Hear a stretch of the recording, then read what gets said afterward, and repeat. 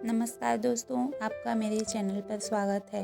मैं आज आपको अनकही चिट्ठियाँ के बारे में बताने वाली हूँ। वाराणसी की पुरानी गलियों में रहने वाली अनायरा 16 साल की एक शांत, कम बोलने वाली लड़की थी। उसकी आंखों में एक अलग ही गहराई थी, जैसे वो हर चीज़ को थोड़ा ज़्यादा महसूस करती हो। स्कूल में वह होशियार थी, लेकिन अंदर ही अंदर वह एक भारीपन लेकर चलती थी। उसकी माँ सिलाई का काम करती और पिता सुबह से लेकर रात तक दुकान चलाते। घर में पैसे की तंगी रहती, पर प्यार की कमी कभी नहीं थी। अनायरा की एक आदत थी, वह हर रात अपने तकिए के नीचे अपनी डायरी छुपा कर सोती। उसी डायरी में वह दुनिया से छुपी अपनी सारी बातें लिखती थी। स्कूल में हर कोई उसे सीधी सादी कहकर छेड़ देता। कुछ बच्चे मजाक उड़ाते, कुछ उसकी शांत स्वभाव को घमंड समझते।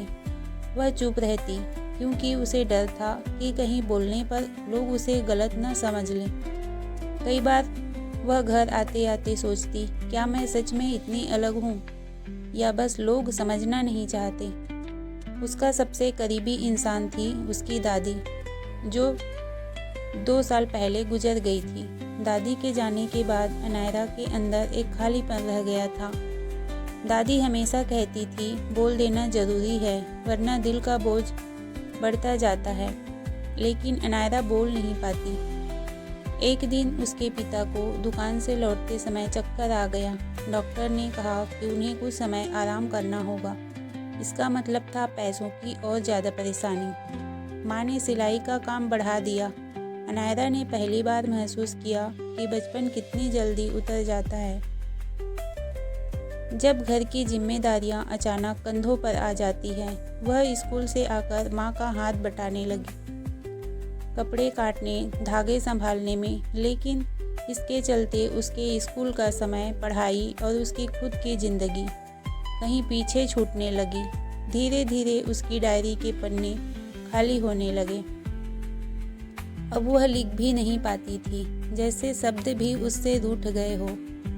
स्कूल में एक प्रोजेक्ट के लिए सभी को टीम बनानी थी।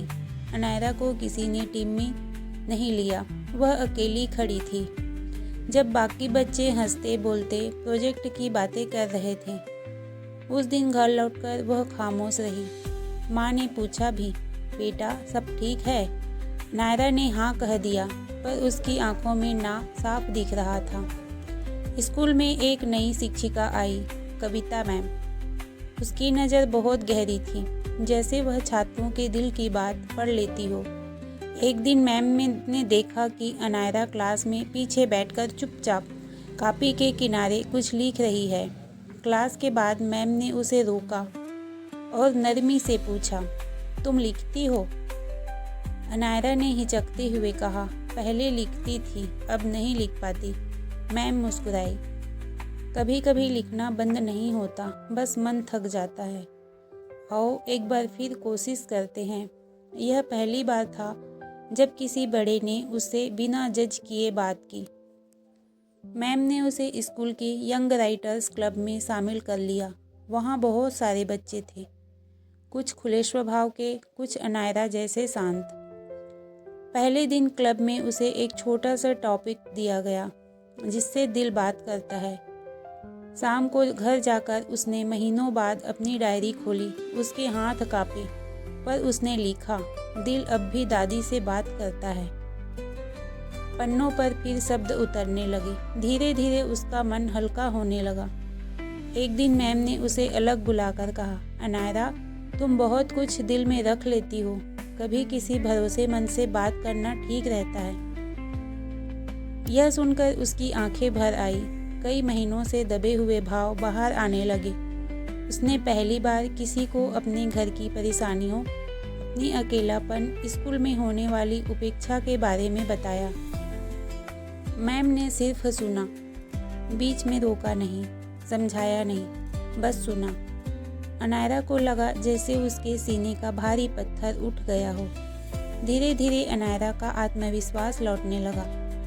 उसने स्कूल के एक लेखन प्रतियोगिता में हिस्सा लिया। सभी सोच रहे थे कि वह शायद कुछ खास नहीं कर पाएगी, लेकिन जब उसका लेख पढ़ा गया तो पूरे हॉल में कुछ पल की खामोशी छा गई। फिर तालियों की गूंज उठी। उसका लेख पहला पुरस्कार जीत गया। उस दिन पहली बार उसने खुद को काबिल महसूस किया। अनायरा ने इनाम की राशि अपने पिता की दवाइयों में दे दी। माँ ने उसे गले लगाते हुए कहा, तू हमारी गर्व है। घर में पहली बार महीनों बाद हंसी गूंजी। पिता ने भी उसकी पीठ थपथपाई। तूने हमें संभाल लिया बेटा। अब हम मिलकर सब ठीक करेंगे। कुछ महीनों बाद मैम ने उसे स्कूल के वार्षिक समारोह में अपनी कहानी पढ़ने का मौका दिया। स्टेज पर खड़े होकर वह काँप रही थी, लेकिन फिर उसने गहरी सांस ली और अपनी कहानी सुनानी शुरू की। एक लड़की की जिसके भीतर बहुत दर्द था, लेकिन उसने किसी भरोसेमंद को बताकर लिखकर अपने दिल को हल्का किया। कहानी के अंत में उसने कहा, दर्द छुपाने से नहीं जाता, उसे बांटने से राहत मिलती है। पूरा हाल खड़ा होकर ताली बजा रहा था। अनायरा अब पहले जैसी नहीं रही। वह ज़्यादा मुस्कुराने लगी, ज़्यादा बोलने लगी।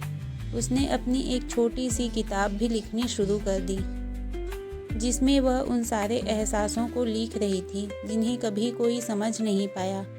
उसने सीखा, दर्द बुरा नहीं होता अगर उसे सही जगह उतार दिया जाए, और कोई भी अकेला नहीं होता जब तक वह मदद मांगने से डरता नहीं।